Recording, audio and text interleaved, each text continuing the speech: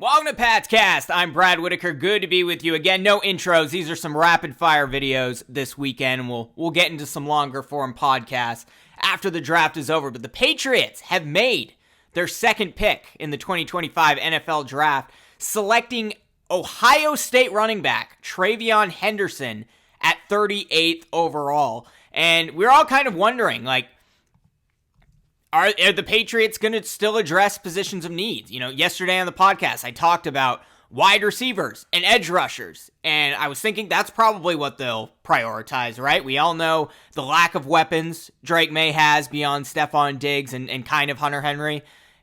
We know the talk about Abdul Carter. We know how much Mike Vrabel values versatile edge rushers. There's a lot of good edge rushers still available as of this recording. As of right now, Mike Green and Donovan Azaraku, or I may be Azaraku, yeah, I think that's right.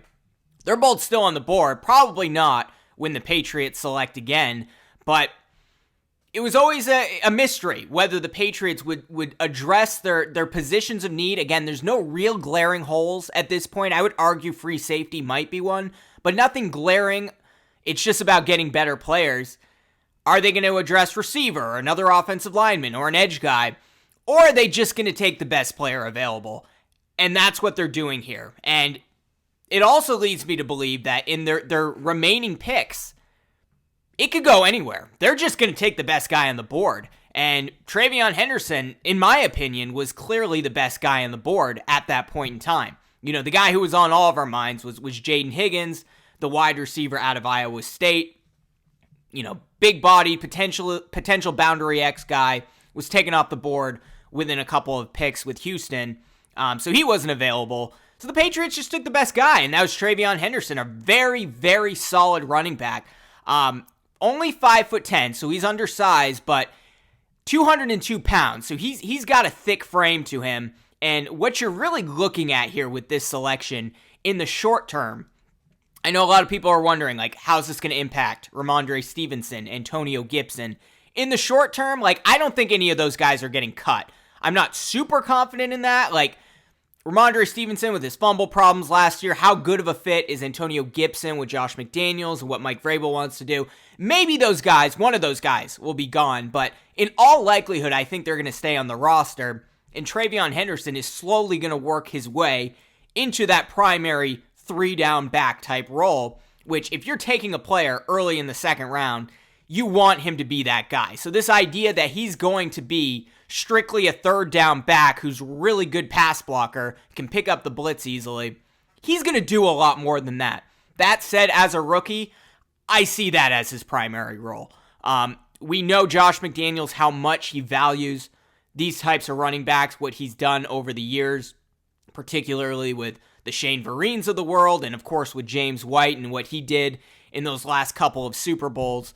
He's going to play that role, and he's going to be able to play it well right away. He's an elite potential running back, right? On the ground, elite acceleration, turns small creases into home runs, according to Draft Buzz. Master at varying run tempo, can speed up, slow down, explode through lanes on a dime. Very good player, but like I said, third down back right away, and a guy who's also going to get a ton of time rotating between Ramondre Stevenson and Antonio Gibson, assuming those guys are still there.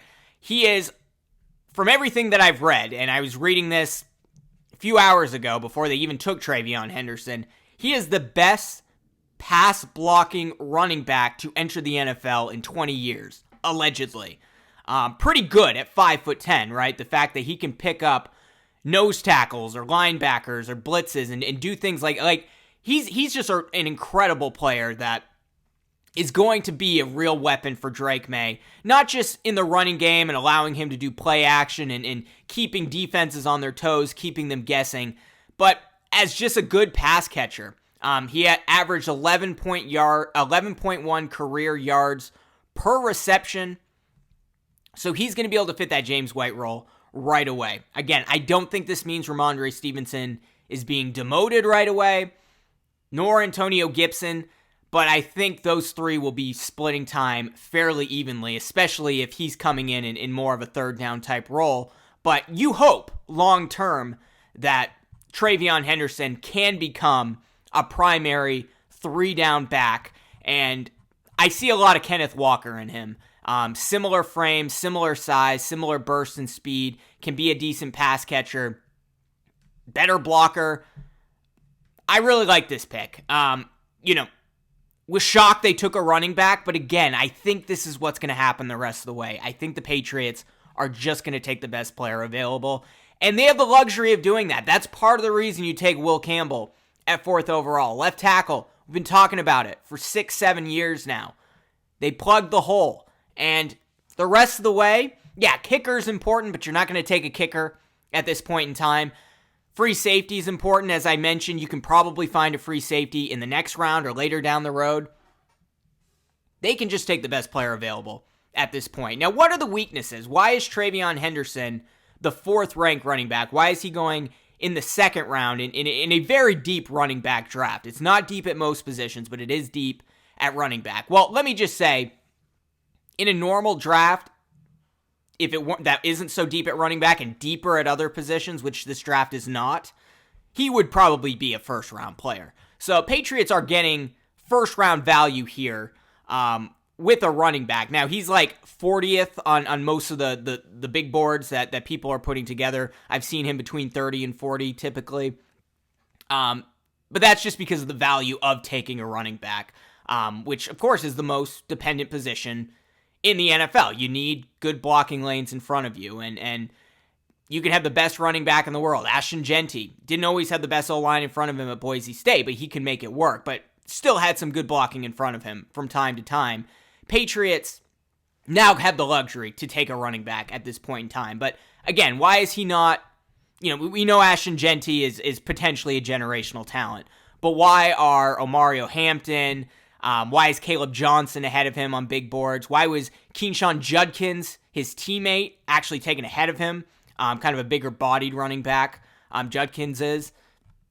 Well, a lot of it is the durability. He's missed a ton of time in both the 2022 and 2023 seasons. Now, the good thing is when he came back from those injuries, he returned to form immediately. There was no period where he was slowly worked in.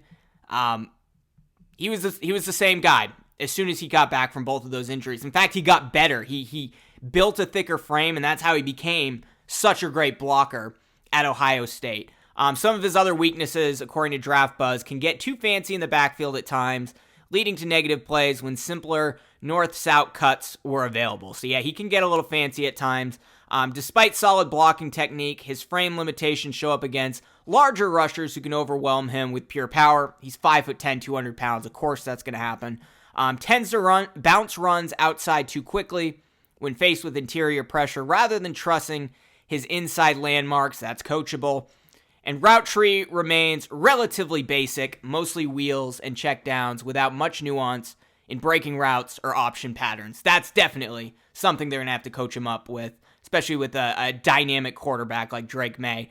Are they going to be running a lot of RPOs with Josh McDaniels? I don't know. Maybe. But he has a lot to learn if that's what they're going to do there.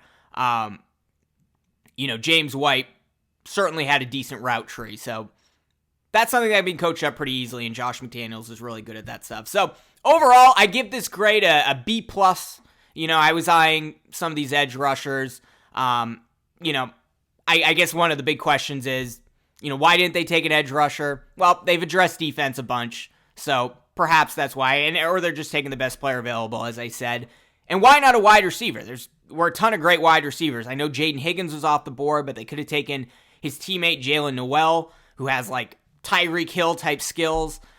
Trey Harris, who is kind of a little bit shorter than Higgins, but plays bigger than that. He's 6'2", could be that X wide receiver. They passed on him. And of course, Luther Burden, the really talented wide receiver at the University of Missouri, has some character concerns. I'm not surprised they passed on him. I said this in my mock draft a few days ago. The Patriots have a lot of players in that wide receiver room right now. And yeah, they may shop Kayshon Boutte or Kendrick Bourne, but you're still trying to develop Javon Baker, Jalen Polk. If you're taking a receiver here early in the second round, Are you kind of saying Jalen Polk failed? Are you going to give up on him or keep him around and then give up on Baker because he's the next odd man out? Also seems like Vrabel's really trying to put his arm around Javon Baker and really coach him up. That's something he said months ago.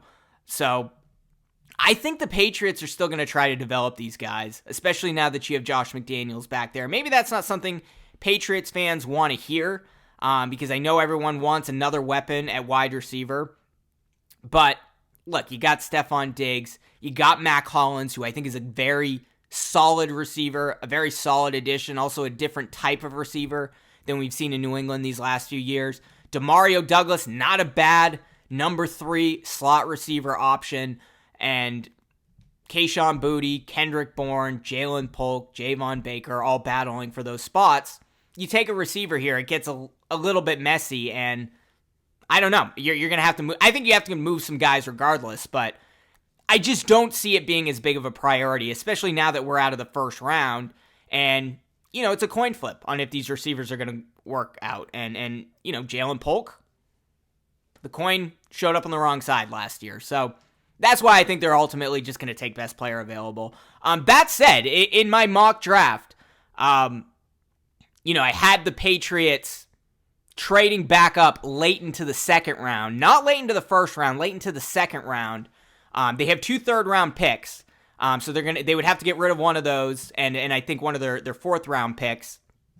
Trading back up and drafting Jack Besh, the wide receiver out of TCU. I'm pulling up who's still available right now. He's still available. So is Jalen Noel, Jack Besh. Maybe by the time this video is uploaded, they're off the board, but hey, there's still some good receivers available as of right now, as of this recording, that the Patriots, if they want to make that type of move, as I said they would in my mock draft earlier this week, they could go up and get Jack Besh or Trey Harris or Jalen Noel or Jalen Royals or one of these other receivers that's available. So if they really covet one of these guys, they have the ammunition to do it. I'm just not sure they will because, if you want a pass catcher, Elijah Arroyo, tight end, as of right now, he's still available. A lot of good tight ends in this draft. Deep running back draft, deep tight end draft, no other positions. Maybe they just want to wait, take the best tight end available because they could maybe get first, second round talent in the third round, or you trade up and get one of those guys. Some decent edge rushers still on the board. Mike Green, still available as of this recording.